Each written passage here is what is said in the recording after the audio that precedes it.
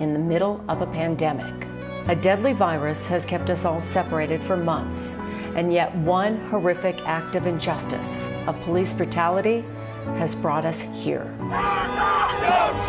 It feels familiar and different, peaceful and violent, unified and divided.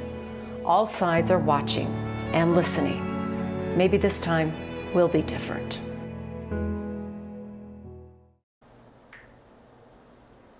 Good evening. I'm Kim Christensen. Thanks for joining us tonight. Dr. Ryan Ross is joining us as well with the Urban Leadership Foundation of Colorado, and we are hosting 9Listens, Racism and the Road to Change. Hello, my name is Dr. Ryan Ross. I am the President and CEO of the Urban Leadership Foundation of Colorado, and I'm an educator with the Colorado Community College System. I'm thrilled to be here tonight to have a conversation that's long overdue and a conversation that's going to be a catalyst for change in our city. Thank you, Ryan. You're going to guide us tonight. You have helped us so much as we've put this together and reached out to community leaders that are going to help us listen and make a difference. Some of those community leaders are leading us in this discussion about racism in Colorado, how we've gotten here to this point today, the history of racism in our state, and where do we go from here? Our guests are Denver Police Chief Paul Pazin, Michelle Trail, an activist in our local African-American community, Dr. Nita Mosby Tyler with the Equity Project, an organization designed to support organizations and communities in building diversity, equity, and inclusion strategies. Also joining us, Elizabeth Epps with the Colorado Freedom Fund, who has been actively working in this past week's protests. Jeffrey Cass, a Denver attorney and author of Oreos and a Pack of Marlboro Lights and a collection of true stories, some focusing on the topic of race. Jice Johnson with the Black Business Initiative, an organization built to support Black entrepreneurs. And Omar Montgomery, the president of the Aurora chapter of the NAACP and former candidate for mayor in Aurora. Greetings to all the panelists, and we're just going to jump right in. Dr. Tyler, thank you for being here. You know, Colorado has never seen anything in recent years like the protests that are going on right now. My question is what is going on? How did we get here? What's happening? Well, that's a loaded question, Dr. Ross, but let me try to give some insight. You know, I think where we are today is a space that we've not been in before. We have talked about equity and equality and diversity and inclusion my entire life. And for the most part, it's been pretty cerebral. We have been teaching each other what it means and what it could look like. But I think what we're experiencing right now takes us to a place we've never been, and that is equity is in our sight line. I'm not sure that it's ever been in our sight line. And so we're beginning to see it, feel it, and realize that we could make this a reality in our communities and in our country. And so I think that the bumpiness that we feel in this is in fact that. I also think this is a tipping point in our country. This is racism standing on one leg. This is the convergence of COVID-19 pandemic and the pandemic of racism meeting each other head to head. So I also think that you have a perfect storm, and I say that with no sarcasm inserted. I think it is the right perfect storm for people to launch into action. And then lastly, I'll just share, I also think, though we have seen the murders of Black men in this country and Black women in this country and indigenous communities in this country and all people of color in this country over and over and over and over again, this televising of Mr. Floyd's murder galvanized a country. And the conditions in this perfect storm that we sat in helped that along. And so I think it's all three of those things that we're experiencing right now. And I, for the first time in my entire life, feel a different kind of hope that I might, in fact, be able to see equity manifested in our communities before I die. Thank you, Dr. Tyler. Michelle, what do you think? Why are we here? What's happening? Well, Dr. Ross, thank you for asking that question.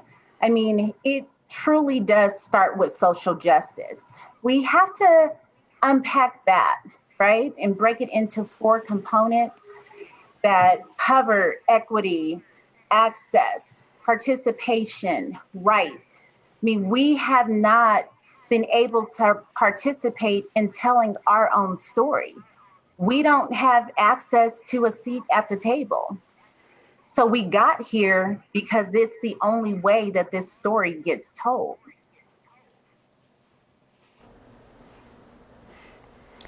Michelle, Dr. Tyler, thank you so much. That visual Dr. Tyler presented of a pandemic and racism together on one leg is clear to all of us.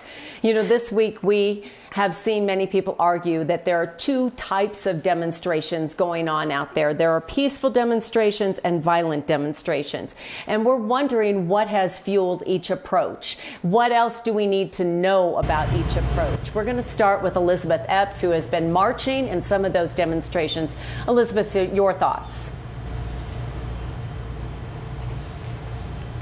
Thank you for the question. It's a false dichotomy. It's a false setup to suggest that that it's a binary choice, that demonstrations are either violent or peaceful. The violence that's occurring is the violence that's being perpetrated by police. Police in Minneapolis, police in Denver, police in Ferguson, police in Louisville. So the violence that's happening isn't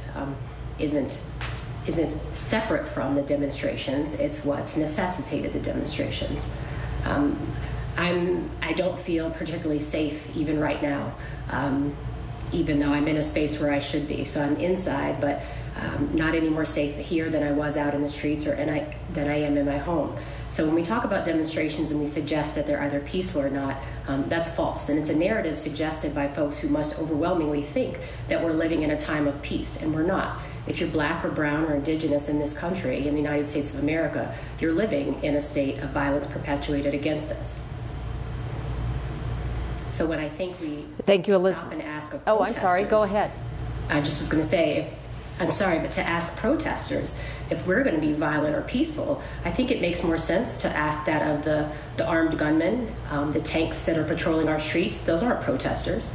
The chemical tear gas, that's not coming from protesters. The rubber bullets, my legs are bruised, my back is covered in bruises, that's not from protesters. So it's just really a false choice to suggest that it's protesters who are either picking violence or peace. We're choosing to survive. And thank you, Elizabeth. We are going to talk to Chief Pazin, as you know, talking about the police approach to these protests as well. We want to get Jice Johnson in on this. Jice, what do you think has fueled these different approaches, and what else do we know about these approaches to these demonstrations? Well, you know, Nita kind of pointed it out. I mean, this isn't something that has sprung up overnight. I would assert that it's even more than just George Floyd. I mean, prior to this, we just heard about Ahmaud Arbery, whose murderers would not have even been arrested had we not, found out about it and protested. So I think it is, in a sense, a certain, perfect storm. But what we oftentimes are not really looking at is the things that have been going on for a long time. So it's like the country is kind of, frustratingly saying, oh, wow, Black lives do matter, and this is a problem, and how cruel what they did to George Floyd. And the reality is we've been screaming this for 150 years. And really prior to that, right? But at least since post-slavery, we've been screaming this for 150 years.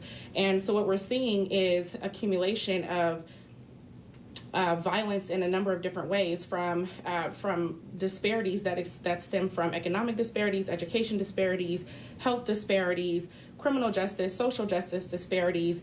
And, with what's currently going on, you coop up people inside their homes for the last 3 months.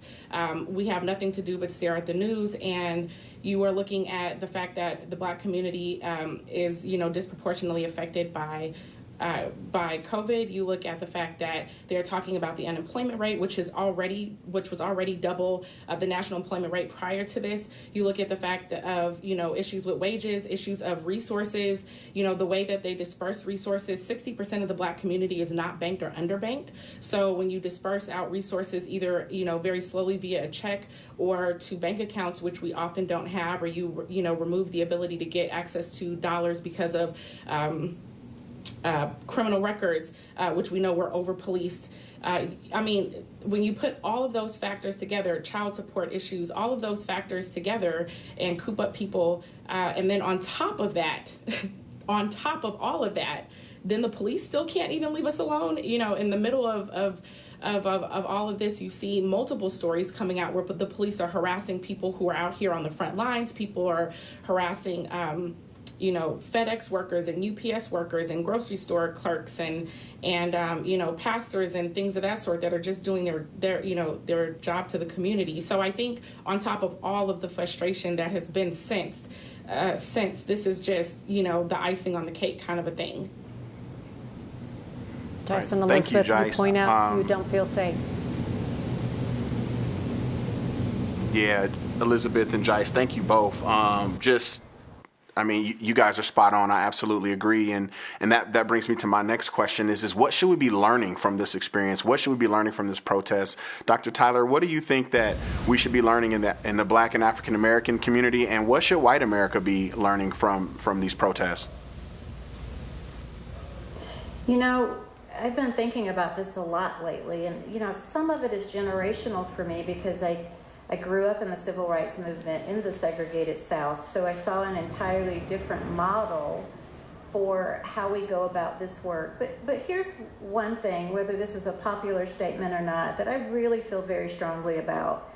I do think we have to start focusing on what our new cadence will be for how we use our voices. So the perfect storm allowed this space for all of us to be on the front lines of this fight for justice. That's a dream state for me. That to me is what equity is all about. But I do think that we have struggled in the past, Dr. Ross, with a status quo model that sounds like this. It sounds like Black people and people of color are on the front lines of justice work and white people are white allies. That to me sounds like a baseball game where you're calling up people from the minor leagues into the major leagues. It makes absolutely no sense to me as a cadence. Every time I think about the fact that I have had to be on the front lines to fight for my own liberation, to eradicate my own oppression and marginalization, it drives me mad. The cadence is off. And so this notion that white people need to be in the passenger seat, white people should stand over here and wait for us to call them up, is something that I want to challenge in all of us. If you think about this in a logical way, right now we're fighting for justice on the topic of racism, eradicating racism.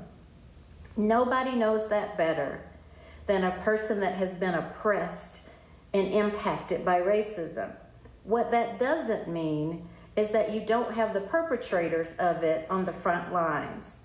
And so this cadence is a very important thing for us to talk about. This is going to take collective work. It's going to take all of us on the front lines. And frankly, I don't think we'll have time to be calling up people from the sidelines. Thank you, Dr. Tyler. That's you make a great point. Like, everybody has to get in the game. The bystander effect, that definitely has to stop. Jeffrey, what are your thoughts on this? What do you think people should be learning from all of this? Well, I think the lessons may be a little different for people of color and white folks. I mean, for Black and brown people, I think this is, and President Obama said it great today, is the loud and clear voice of protest has been the catalyst for change in this country since our founding. That was the American Revolution. And I'm not referring to the select few who, might loot a store. I'm talking about the overwhelming majority of people out there on the front lines protesting for real change. it works and it matters. And frankly, the black folks I know are the most forgiving people on the planet. Black folks aren't seeking revenge. They're seeking equity and justice, fairness. They're seeking to be human. Another lesson I believe that's important for people of color is there are true allies. And if you look on the news and you see the protests out there, it's awakening people, not just people of color who are finally fed up and are seeing this. So you might feel alone sometimes, but you're not alone. For white folks, I think it's a different lesson that we need to learn from these protests.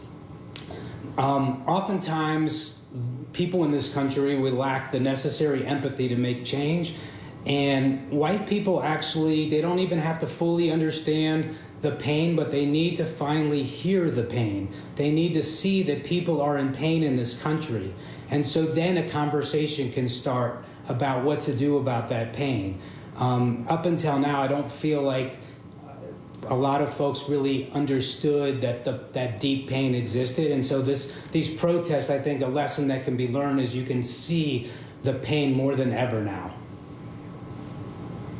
Thank you.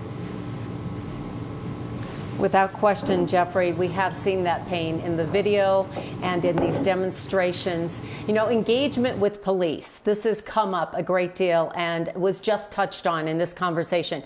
It ranged from the shooting of rubber bullets and tear gas to the kneeling and walking hand in hand with protesters. We have seen that all over the past week.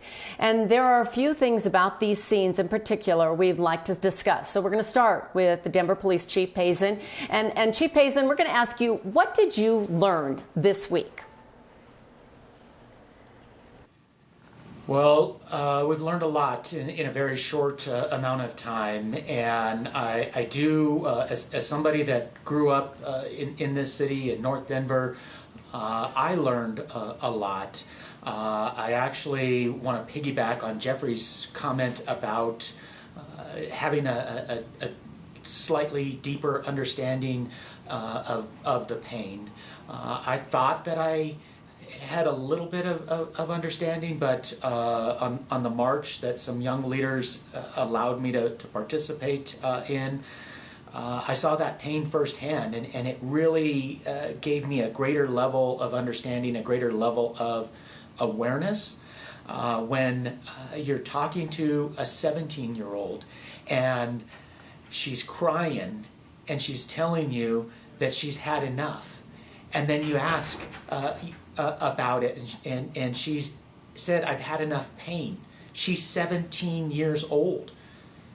She should be looking towards a different type of future, not being tired of pain. And it's a moment that I will never forget. It's a conversation that will stick with me, but it was an important conversation to hear and to feel. And to Jeffrey's point, we cannot lose sight of this moment and really see it as a movement and look inward.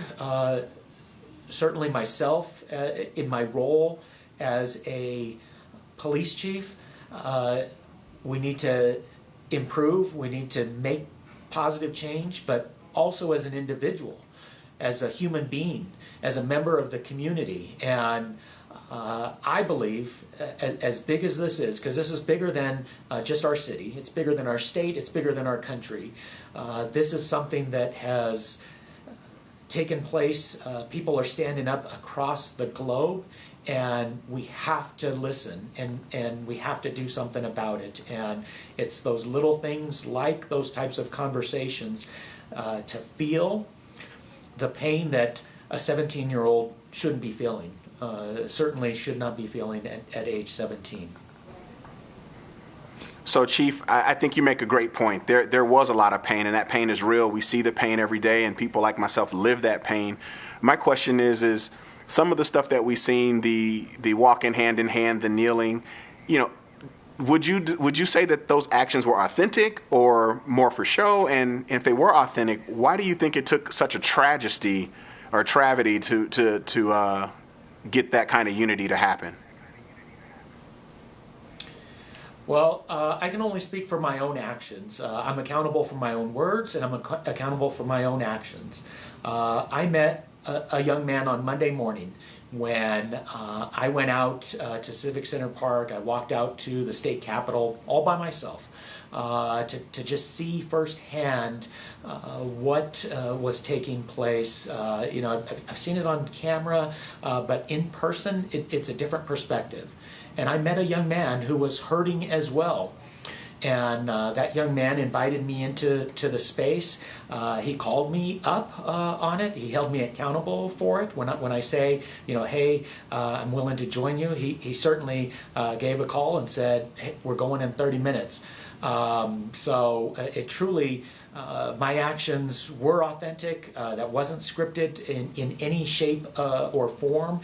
And there's a couple of conversations that took place there, some conversations about hope, a young man that I got to lock arms with and talk to, 24-year-old young man, a young leader in our community, talking about that was the first day that type of action by showing solidarity, that was the first day that this 24-year-old had hope, that it was fear, that it was despair, that it was anger up until that moment. And again, that part of the conversation certainly it raised my awareness, it raised my understanding, and I felt a little bit of hope, and I see some hope building. But it isn't just to get through this moment.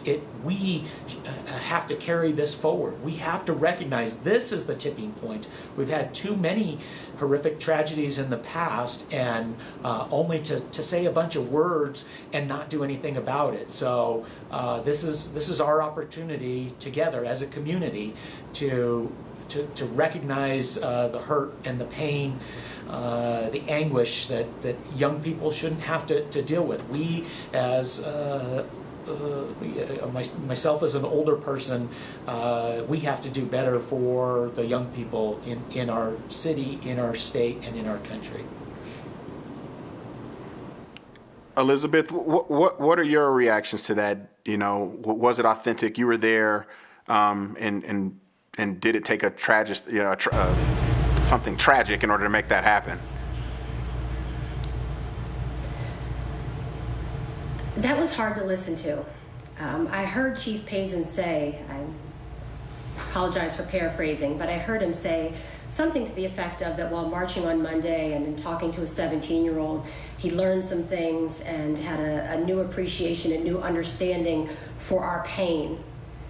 For 3 solid days, 3 solid evenings before that march, my neighbors, myself included, were tear gassed, children were sprayed, civilians, unarmed civilians, we were shot with rubber bullets, with paintball pellets, with things I couldn't even name.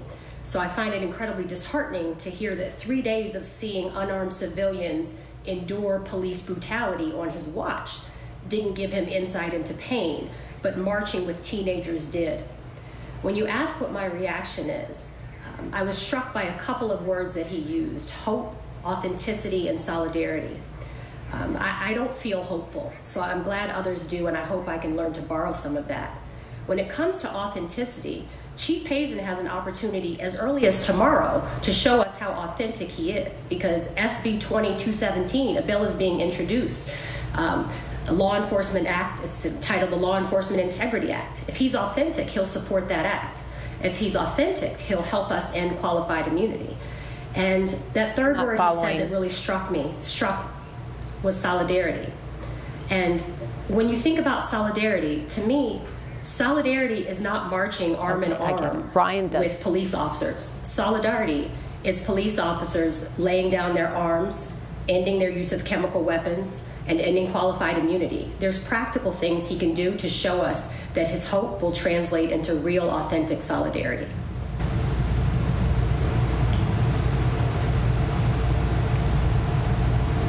Elizabeth, thank you. Thank you, Elizabeth. I appreciate that response. I had the opportunity to talk to some young folks who were at the protest, and what they shared with me was, they thought it was just crazy that America would allow this, America would allow cities to burn rather than bring charges against all 4 officers involved in the Minneapolis shooting. Since that time, we've seen that one of the charges were elevated and the other 3 folks were arrested. Chief Payson, what do you say to that comment, and do you think that the subsequent arrest and will change how people are feeling and what's going on? Well, again, let me first condemn in the strongest terms possible what I saw on that video. Those actions clearly led to the horrific killing of Mr. George Floyd. That said, we have to do better. We believe in accountability. We need to refocus and do more with regards to accountability as we move forward. We don't want to have our cities, or particularly this beautiful city that was built by the people. We don't want to have this city destroyed or damaged as a result of that, and it's not okay that this happened, and we have to do better moving forward. Thank you. Dr. Nita, what are your thoughts on? Oh, sorry about that. That's Dr. Nita, what are your thoughts on that? That's okay. Yeah, I actually think we are going to have to get real serious about what this all means. The system of policing wasn't designed for community policing. It's not the Andy Griffith Show. It's not Mayberry. It's an offshoot of slavery. It was led by former slave owners. It was in rebellion to the freeing of our slaves. So if you go back and remember the tentacles of policing, it wasn't positive. And so it doesn't surprise me a bit that today in 2020 we're talking about some of the worst parts of this system. And it is because all we really did was fortify a system that never was meant to be of service to people that look like me. I would also argue that every single one of our systems in our country sits in that same position. None of our major U.S. systems, policing, justice included, were built for Black folks. And I think until we really tackle that, we own it, that they were not designed for us. As a matter of fact, they were in direct response in a very negative way to oppress us even further. There is no way we can continue to do Band-Aid, temporary, episodic kind of things in these systems. What it is going to take in these systems are enough of us, like the people right on this panel, including Chief Payson and many others, who would be willing to take a look at how to dismantle the system that wasn't built for all of us and build a new one that is.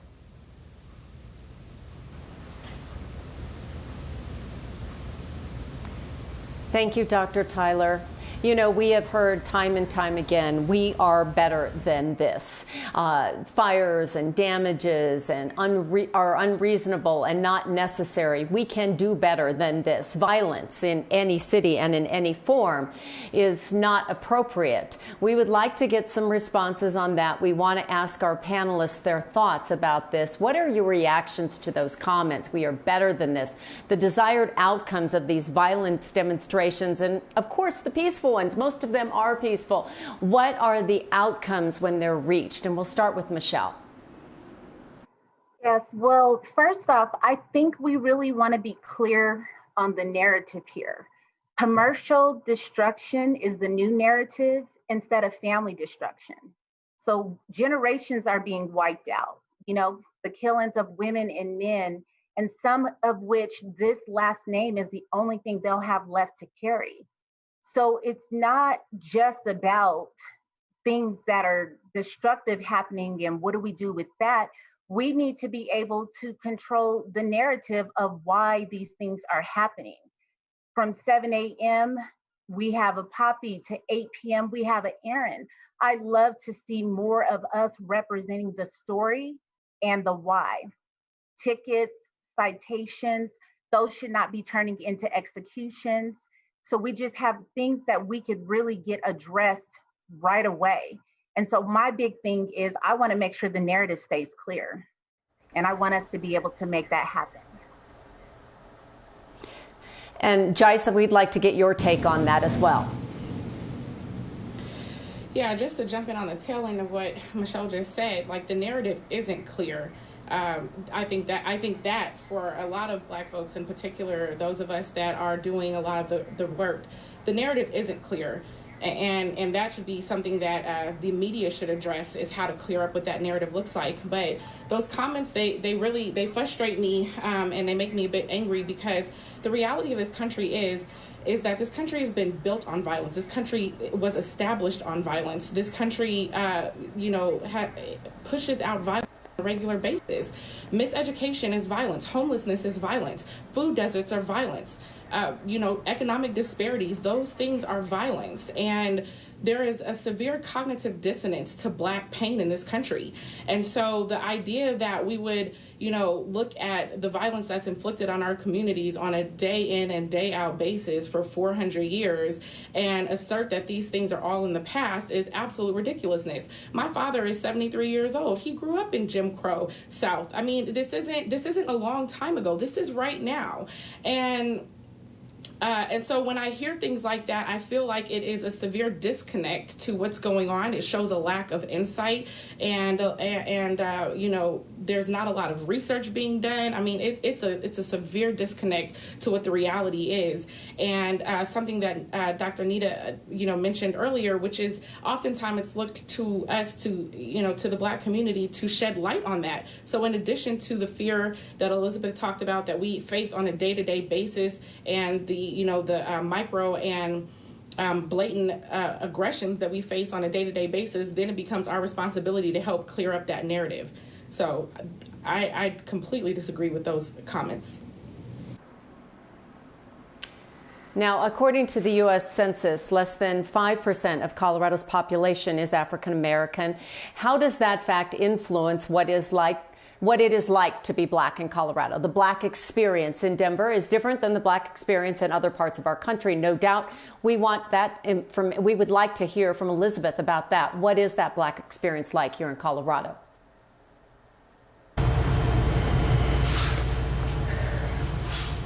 What is the Black experience like in Colorado? To be real with you, it's wonderful to be Black. It's beautiful to be Black. There's nothing else I'd rather be, and I'm thankful every day that I'm Black. My Blackness, however, is under assault in Colorado, just like it was when I lived in Virginia, just like it was when I lived in DC or North Carolina. And it actually relates in some ways to why we have had to take to the streets in recent days. Because when you are in a state that's 5% Black, and maybe Denver is 10 to 12 or something like that % Black, part of what I wanted in this past week when we've gone outside has to be in the company unapologetically of Black people. And someone referred to me as a protest organizer, and I had to correct them. I'm a protester and I'm an organizer, but these demonstrations were not organized in the way that certain folks would want it to be. So part of our being out in that space was to be able to be in community with Black folks. And as beautiful as it is and as blessed as it is to be Black, it also means to be perpetually under attack. As a mother of a 22-year-old Black son, as the aunt of Black nephews and nieces, there's constant terror. And someone opened the show by saying that it was, I believe the quote was, there was one horrific act of injustice that has brought us here, as in out into these demonstrations. And that's false, right? It's years of our Blackness being under attack that has brought us here. if I were to sum up what it's like, my Black experience in Colorado, because we are not homogenous, we are not monolithic. I'm frustrated when I hear people saying that only certain folks are taking part in radical change. We're not one group, right? We're not like thinking and like acting, but we do share Blackness and a commonality. It's beautiful, it's blessed, and it's incredibly under attack. And you touched on what so many parents are feeling and talking about, parents, Black parents, and what they are telling their children. We have a question from a 9 News viewer, Kristen Pena, and she has a question on this topic. She writes, Denver is not a very ethnically diverse city. What processes are in place for officers to understand white privilege and their role in ensuring people of all colors being treated equally as human beings? So we'll start with Chief Payson. Well, let me just say that we are going to take a step back. We're going to take a step back and look at everything that we do, beginning with recruiting and hiring, training, and certainly around accountability. Now, what do we do with regards to diversity, inclusion, talking about white privilege, talking about the dynamics? We have taken a step forward towards that with some bias policing training, and we have folks from the community that have helped us develop that. I bring this up only to say that that's just one step, and again, recognizing the magnitude of this moment and this movement, the tipping point is why I'm saying that we have to take a step back. We have to reevaluate all of those components, and we need to do more. And my commitment is that we get these different voices and perspectives to help us do more, because we definitely don't have it figured out. And I'll end it there. Thank you, Chief. I know, Ryan, you have the next question. Yeah, I do. Colorado is no stranger to issues with racism. I mean, there's documented evidence of leadership being members of the Ku Klux, documented evidence of elected officials being members of the KKK. There are countless young men of color who have been murdered at the hands of police officers. There have been reported excessive force cases. Sorry, and the list goes on. The question is why has Colorado not talked about this racism? What has taken it so long to get to this point, and are we risking further protest if we don't start doing something about it? Dr. Tyler, what are your thoughts? Dr. Ross, I think every city, every state has a culture, and some cultures are pretty explicit about talking about things like this, and other cultures are not explicit about talking about things like this. I've been in Colorado 25 years. I moved here from Atlanta, which is a predominantly Black city, and the lived experience was entirely different in Atlanta. There were more people that looked like me. The systems themselves are no different than the systems that are in Colorado, though. These are still all the same systems, whatever you sprinkle on them. The systems are not systems of equity. So I do think that we have an opportunity in this crisis, in these two crises that have converged, to really begin to make it okay to have direct conversations like this. I can't even begin to count for you how many organizations and communities I've worked with across the country where all I really did was sit in a circle with people to make it okay to have this exact conversation we're having tonight. I think that we have made it a scary proposition to talk about race and racism. I think we don't have the answers to how to solve it, therefore we opt out of it. And again, I think we don't have a cadence for who's supposed to be talking about it. So I think all of those are opportunities for us in Colorado in particular, and in particular because it's a predominantly white state, we have, I think, more of a commitment that we need to be making to have these conversations. I got to be honest with you about one more thing. While all of this is going on, this convening of COVID-19 and racism, we're not only talking about our urban centers. In every major city, we're looking at every major urban center. In the meantime, the rest of our state is watching. That is not a good proposition. This issue can't be an issue of living in an urban center. This is an issue that is a national pandemic that affects the whole state. And the absence of dialogue in our rural communities about what this actually means to them is important. A lot of the work that I do in Colorado is in rural communities. We've stereotyped who we think they are and what they're doing. I will tell you that some of the deepest equity work that I've done has been in rural communities. And so we also have to expand our vantage point about who we're talking to, who this matters to, and what people can do to contribute to the outcomes that we're actually talking about tonight.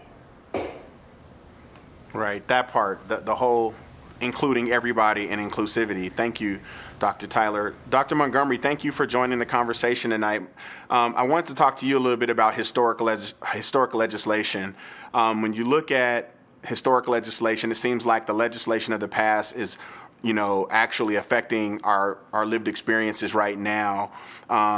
And a lot of that contradicts the idea that America is a meritocracy. And so, looking at things like the loitering laws, which go back to the 1300s, where, people were literally arrested for just being. Then you've got Jim Crow, you've got the Crime Bill Act of 1994, and so on. What are your thoughts on the impacts of legislative and systematic racism on Black people in America?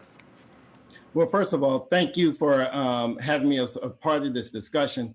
It's not just historical legislation, it's also historical practices. And then you have some cases where people just truly ignore the legislation that's in place. We know that it's a crime to murder someone. We know it's a crime to lynch someone. We know that police abuse is a crime.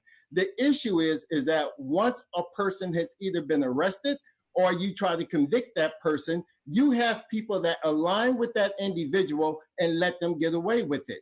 After every single police case dating back to W.E.B. Du Bois, dating back to the Watts riots when they had the Kerner Commission, after the 1992 riots when they had the Christopher Commission, and even after Ferguson, they had a state report and a federal report. They all said the same thing about Black America. The issue is no one has truly made a change from the top of our federal government to our state government and our local government to say the policies that we have in place and the new policies we need to implement is a priority to make sure police abuse doesn't happen again and that we address the inequities in Black America. Until the top start making those commitments and making it a priority, you can have all the legislation you want and it won't mean nothing.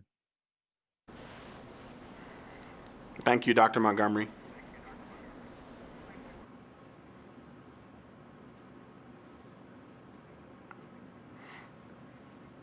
So, Dr. Tyler, I want to come back to you, and I have a question about. Before I do that, Dr. Tyler, I want to come to Jeffrey Cass first. And Jeff, I wanted to ask you a question about white privilege and white fragility. What do we need to know about those things in order to move this conversation forward, not only in Colorado but in America? Well, I think the phrase white privilege puts a lot of white folks on the defensive. A lot of white folks struggle. There's poor people who are white. There's people who live paycheck to paycheck who are white. And they ask, I'm privileged? How is that possible? So I think we need to have a deeper dive in just throwing around the phrase white privilege. White privilege exists, but we need to understand what it is. So why would a person feel privileged, for example, if they get pulled over for speeding and they get a ticket? What does the cop ask them? Do you know how fast you were going? Unfortunately, I've been stopped numerous times, and that's the only thing they've ever asked me. At no time have I been asked to step out of my vehicle for speeding. When I've called apartment complexes in my life and asked, do you have any apartments available? And they say yes. Every time I've driven over there, they've had an apartment available, just like they said. I didn't feel privileged. That's just how a normal human being, when I go to apply for a loan and I get rejected or accepted based on my credit score alone, that's what a normal person would feel. So a white person typically wouldn't just feel that privilege because that's how life should be, without incidents, when there's nothing going on. So I think we need to dig deeper into what that means. And what it means is really getting back to the empathy question. A black person doesn't have that same experience in this country.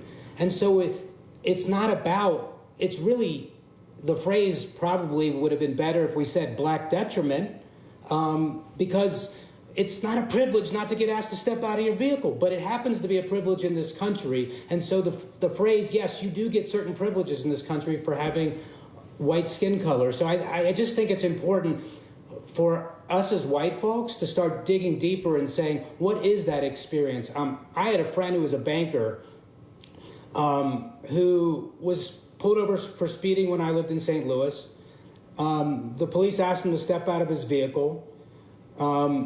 He's college educated, works at a bank, was just coming home from the gym. They literally took out his bucket seats and searched his car for speeding. Of course, they didn't find anything. I've had numerous other people have the same experience. And it's incumbent upon, I think, us as white folks to start listening to those stories so we can understand what our privilege is about. Thank you, Jeff. You know, there are tremendous educational and economic gaps for African Americans in the United States, and many would argue that the education of black children is the primary civil rights concern of today. We want to know how we should address those inequities, and we'll ask Jice that. Jice. Oh, there's a lot to unpack there, especially, coming from me. I'm a homeschooling mother. But Malcolm X said, only a fool would let his enemy educate his children, right? And I think it's important for us to recognize what that really means. The state of this history, the history of this country is told from the perspective of the victor, so to speak. And so one of the things that Ryan mentioned was this idea of meritocracy. And this is something that is told to black and white people and people of all colors. But it's this idea inside this country when we think about something like meritocracy that says that what you do determines your outcome. And when you're taught that, again, it creates this dissonance between what's the reality and what you think is going on. And so this almost, goes back to the idea of white mediocrity, which quite a few, white folks probably have no idea what that means. But in the black community, what we understand very well is you have to work twice as hard to get half as much. These types of ideologies essentially are taught to our children if we are expecting our children to move up inside of corporate America, if we're expecting our children to do well and succeed. And so in that same sense, obviously for some of our children who are not being exposed to that type of conversation, obviously they're not getting those types of messages. But in the overall sense of it, again, I mentioned that, miseducation is violence. When we are not being taught our history, when we are not being taught who we are, where we've come from, and those types of things, that miseducation not only affects our children, but it also affects the white community because they're coming from a very confused lens about how they got to where they are and subsequently about how we got to where we are. And so it creates this dynamic inside of a community that says you're here because you didn't work hard enough, or you're not successful because you didn't do the right things. And it shines the light on the individual, and it doesn't highlight the vast inequities that exist across all the systems that are here in America. So that education process really needs to be seriously overhauled to address the real history that exists here in America. Absolutely, the great divide. Thank you, Jice. We're going to ask Omar that question as well. How do you think the issue of education should be addressed? Well, I think Black parents have a lot of stress when it comes to the school system and where they send their kids. When they drop their kids off at school, some of the things they think about: one, is this a teacher that understands my child? Will my child be sent to the principal office where law enforcement or the school resource officer can be involved? And now my child is part of the school to prison pipeline? Or is my child going to be labeled special ed and be part of the overrepresentation of Black kids in special education and the underrepresentation in honors classes and your classes that prepare you for college and leadership? These are the questions that Black parents are asking, and we need our school districts to step up and begin to address those inequities. The only thing a parent should have to worry about is that when I drop my child off at school, that they're safe and that they're receiving the best education possible that's going to open up the doors of opportunity for them once they graduate. If you're stressing out about if my kid going to go to jail while they're at school, or if they're being labeled and that label is going to stick with them for the rest of their education career, we need school educators and school administrators to make this a priority so that we won't continue to have generational poverty in the Black community because of a lack of education. Omar, thank you so much. When you talk about this, you speak as a parent, and I know, Elizabeth, you brought that up before as a parent concerned about your son, but when we talk about education, it's everything. It is. My beautiful Black son is a graduate of Denver Public Schools. He's a college graduate, and he's soon to be a graduate of graduate school. And I echo everything that Omar and Jai said, but I want to add a specific suggestion. When it comes to education, as a practical matter, it's terribly difficult to learn when there are armed gunmen in your hallways. And I think in a very immediate sense, it is time for Denver Public Schools, I'm speaking most locally here, to end their contract with the Denver Police Department. I've heard that there's a proposal in the works for a temporary end to that contract. That needs to come through, and that needs to end before school resumes, and we certainly hope our children are able to go back to school. So even in thinking about the greater issues of inequities, as a practical matter, my son should have a right to be in school without there being police officers there. And so that's something that I'm working very hard right now as I'm feeling hopeless and overwhelmed to look for action steps and direct solutions. And an immediate thing that needs to happen is the Denver School Board, for one, needs to sever their contract with the Denver Police Department and get the police officers out of our schools. And that's something that will really help pave the way for the equity and the fairness that Omar talked about. And Jice really, it was a dagger to my heart when she quoted Malcolm saying, you know, only a fool would let an enemy educate their children. It's one of my regrets as a parent that I didn't take more control of his education. But as a community member, I'm committed to taking more control of the options that my fellow neighbors who are parents have. Yeah, we are all parents for all of our neighbors. Thank you, Elizabeth. You know, a 9 News viewer submitted this comment without a name, and it says, I feel so helpless. I can't participate side by side, but what can I really do to make a change? A lot of people have expressed that. They want to know what they can do, Ryan.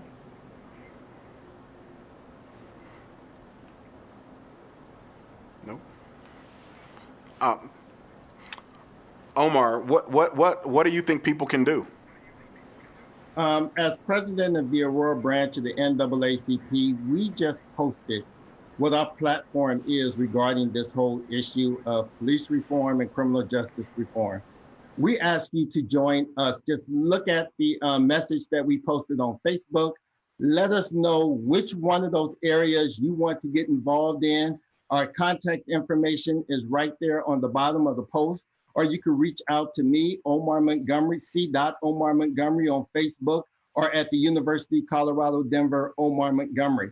We truly feel that the platform that we've laid out, anyone can participate and assist us in creating systemic change in the criminal justice system.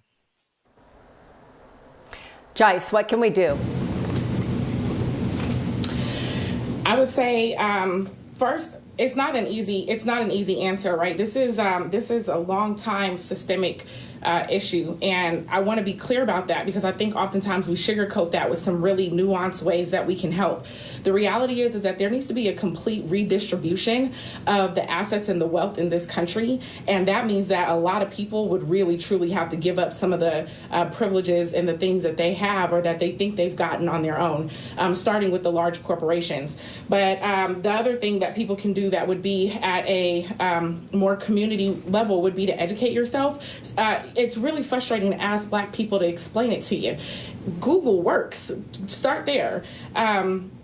And support Black businesses. The media and the community at large, including the Black community, have extreme biases against Black businesses, and we don't have time to go into why Black businesses are in the state that they're in. I will say again that it's deeply historic and it's deeply systemic, but you can start by buying Black. That's a significant help to buy products and services from the Black community, and so when and where you can, I would advise that you do.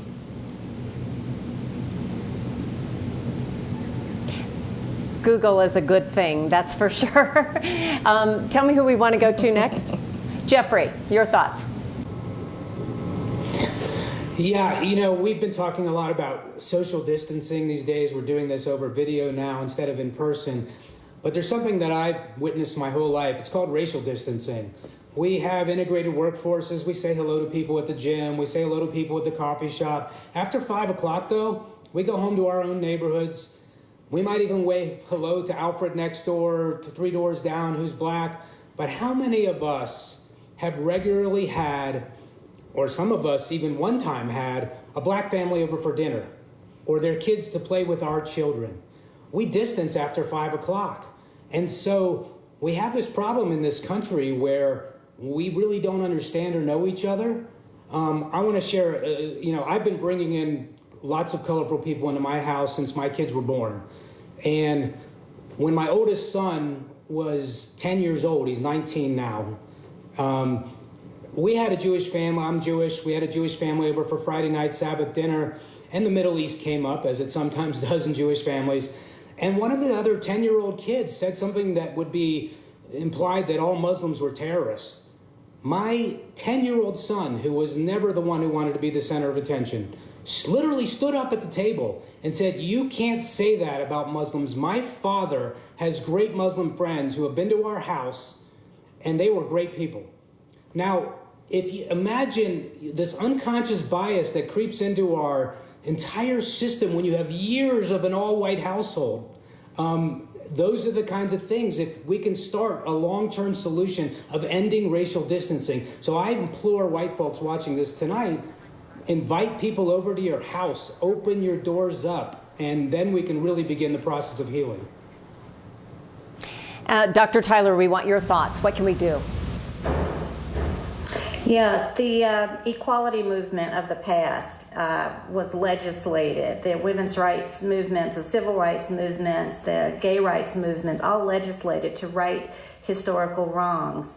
Then we had the diversity and inclusion movement, which really was about changing hearts and minds in this country. So the answer to the question for me is, now we're at the equity movement. We're squarely in it. And it's none of the things that we just talked about. It is construction work.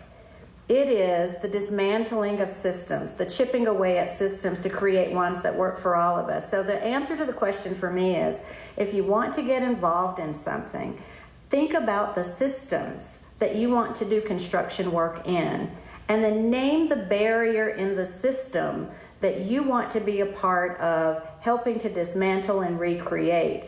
In the justice system, in policing, one of the things that has been a barrier is, how do we get rid of officers that don't work well in the department and that don't uphold the culture? That's a barrier. What do we do to make it easier for people like Chief Payson to say, you're not a fit in this culture, you aren't supporting community, you can't work here? And Elizabeth, I know you have tried that, but I know that you have strong thoughts about what more we need to do. What can we do? I'm going to answer that in the general way. I have a whole list of things here that Chief Payson needs to do. but and that the department needs to do. As a practical matter, if you're, and I'm addressing this to white folks in the community, I'm gonna invite you to consider that your work is not to not be a racist. Your work is to be actively anti-racist. Your work is to raise anti-racist children. Your work is to aim to be an accomplice, not just an ally. And in doing that, I'm going to ask you personally to do two specific things. I deeply respect the suggestions that the counselor made. I'm not ready to have dinner at your houses quite yet, but you can do these two things for me. These are sort of intro steps, things that I would want you to do before you invited me to dinner. One is to support the Colorado Freedom Fund.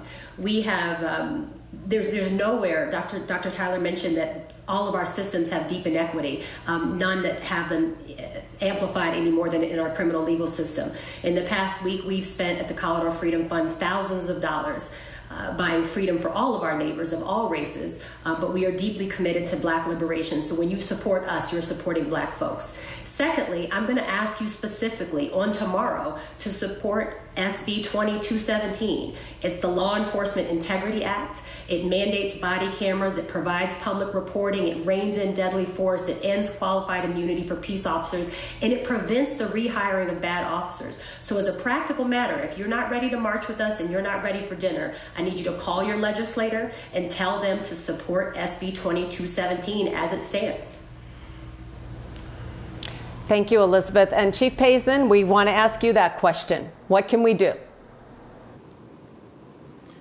Well, from an introspective position, the police department needs to listen. We need to open our mindset to hear these voices, to hear some things that really are difficult to hear in many cases, to recognize that we not only need to look at the recruitment, the training, but also the accountability side of the work that a police officer does. Also, to have a greater level of understanding of these big systems, these systems that are intertwined, the criminal justice system and the racial inequality that takes place there, the systematic intersect between the criminal justice system and the public health system, the systems to house people, as well as the economic system, that they are all intertwined, that if we step back, if we listen, if we hear and work towards putting those perspectives together, it's a step in the right direction. However, we need to really look at every single thing that we do and use this moment, use this movement to help us as a profession do better in the future. Thank you, Chief Payson. We want to thank all of our panelists tonight. They have reminded us that we need to listen. We have to open our minds. We need to support Black businesses. We need to raise children that don't have any racial bias. And we are grateful to all of them. Google is a good thing. You can find out more about all of them. A special thanks to Dr. Ryan Ross. He made this happen for us. 9Listens, Racism, the Road to Change. Thank you, Dr. Ross. Good night. Thank you. Good night.